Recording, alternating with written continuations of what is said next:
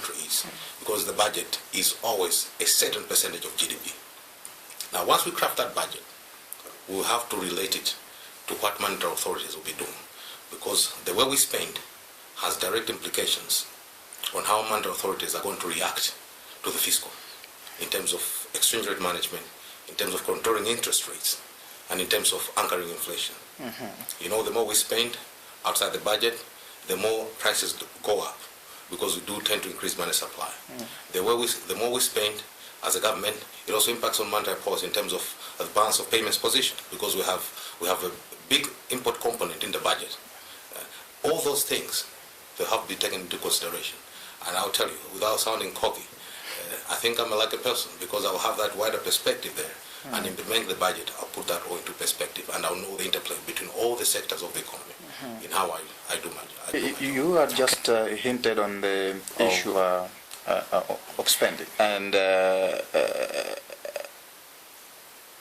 we are in a situation where there have been a lot of concerns regarding public spending above budget. You had just hinted on the issue of spending. We are in a situation where there have been a lot of concerns regarding public spending above budget, and then we have the public finance and economic management system that we're following. To what extent is that system being effective when it comes to controlling spending at the moment? Ephraim, that's a very important question. You know, all the time that our economy goes bust, the first culprit has always been the fiscal side of things. But I want to tell you that from the time I came back, which is last year, things have been different. Of course, I think the reporting has been that government has been borrowing a lot. But when you look at the totality of things, net borrowing position recorded a surplus, meaning that government actually repaid last fiscal year a substantial portion of our domestic debt. Now, there have been problems, we all know, about tightening spending and sealing loopholes for pilferage of public resources. And I think that is one of my core areas as also an expert in payment systems. I think I do understand the problems that are there. There are enormous improvements that have been done to the system, the integrated financial management information system. We have to improve business processes, and I can tell you, I'm glad to tell you that we have already started addressing some of those challenges to reduce the incidence of fraud, to reduce generally the incidence of pilferage of public resources out of the system. This system, like any other system, does not detect collusion. Even if you got a system from Silicon Valley, at the end of the day, you need to have people with integrity. We also need to have a system that is fully automated.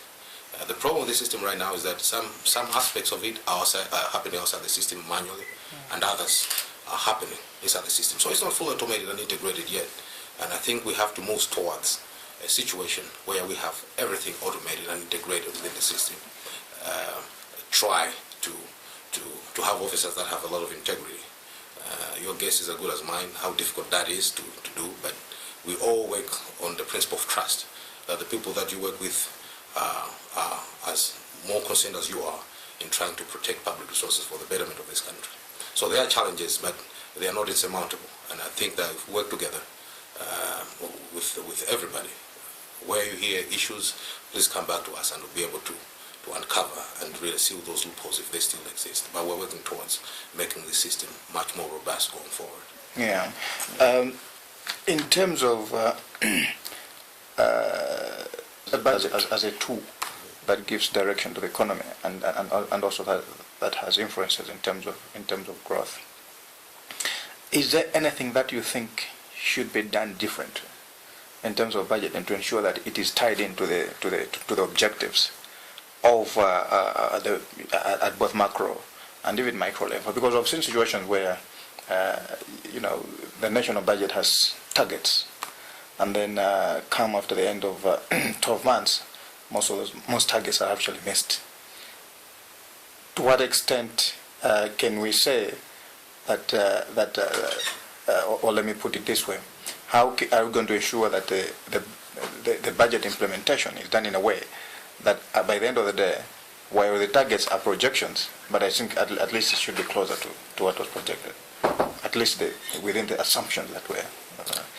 Ephraim, that's a very good question, I must say, but it's also one that is difficult to answer. And I'll tell you this, I do not remember of any budget that in terms of its objectives was completely bad.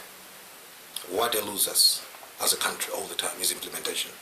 So we have always had good policies, good strategies, good objectives on paper, but when it comes to implementing those, that has tended to elude us. And I put the blame on us technicians.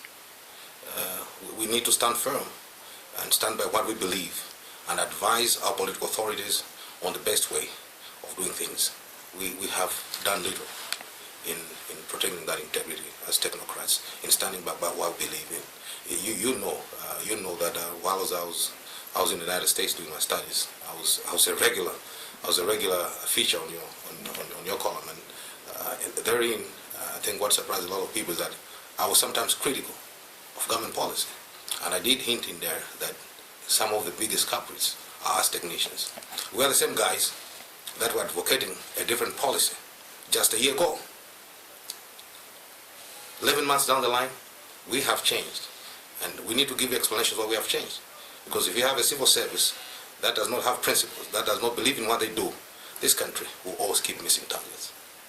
I think when you were in the US and you were contributing regularly to the nation, at that time your policy position was that we cannot hold the local currency at such a an artificial strength.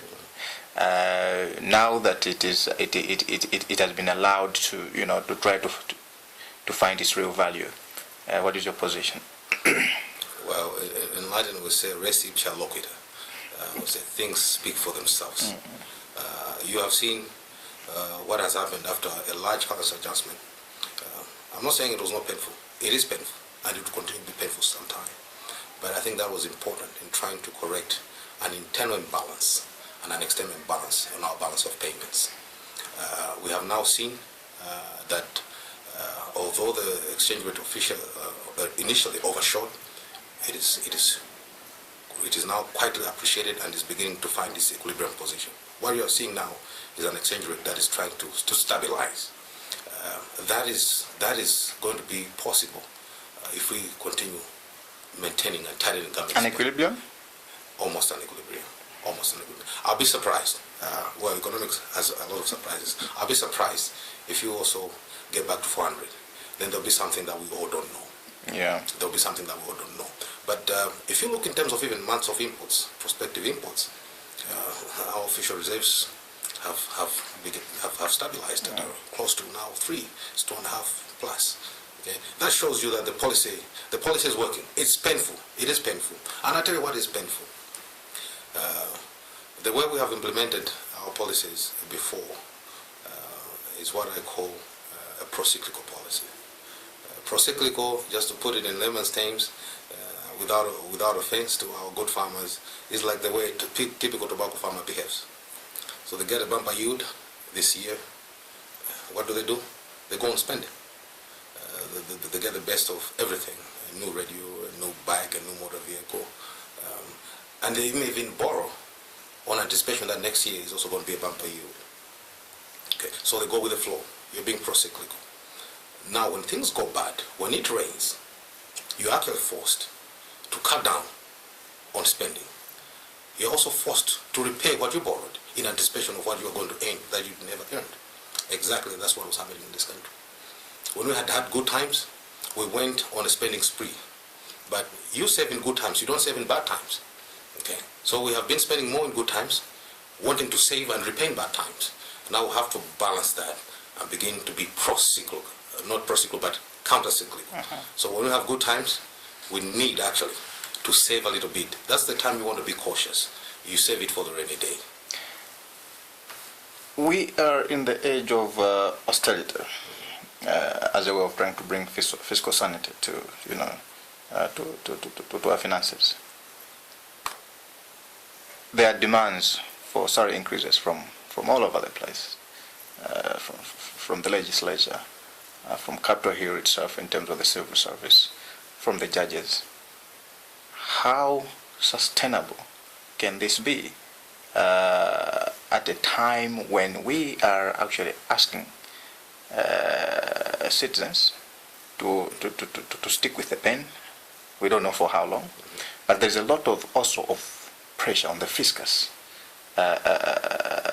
for wage increases. How do you balance? As you know, that's a difficult and delicate balance. Some of the wage demands, everybody's going through pain.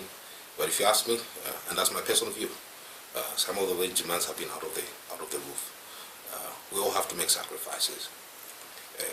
It is nonsensical, really, in economics, to make that adjustment and compensate ourselves to maintain at parity our purchasing power. Okay?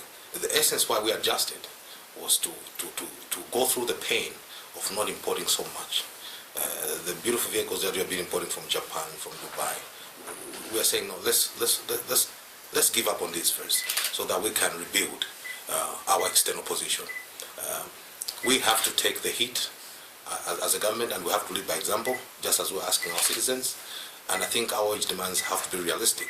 At most, a wage demand should have been as close as to inflation under normal circumstances. But if under these circumstances, if it's close to inflation, it means that all our efforts at economic recovery are superfluous, because the spending pattern will continue to be the same. In other words, it is not possible to reach purchasing power parity. We should not. It will not be an austerity budget. That will be a normal budget. We should not reach parity, because that parity was really based on an exchange rate and prices that were overvalued. Yeah. How sustainable? I will put it as directly as I can. How sustainable is the current wage bill to the budget? The current wage bill, it does present a sustainable a burden. It does present a burden on the budget, but I think we can manage it. Okay. We will manage it. I think we have had to make concessions here and there, but I think those concessions were made in view of the broader fiscal position, what we can manage and what cannot manage. And I'll tell you, if we could not manage most of those wage increases, they wouldn't have gone through. Yeah. But making those increases means also sacrifices elsewhere, and we have had to make tremendous sacrifices elsewhere, especially in priority spending, while keeping the social spending intact. The budget is a hard constraint, so when you give in to something else must also be cut, and that's the nature and reality of government budgeting. Thank you very much, Mr. Mphwiyo. I really appreciate you giving me time to interview you. Thank you very much. Thank you. Appreciate it.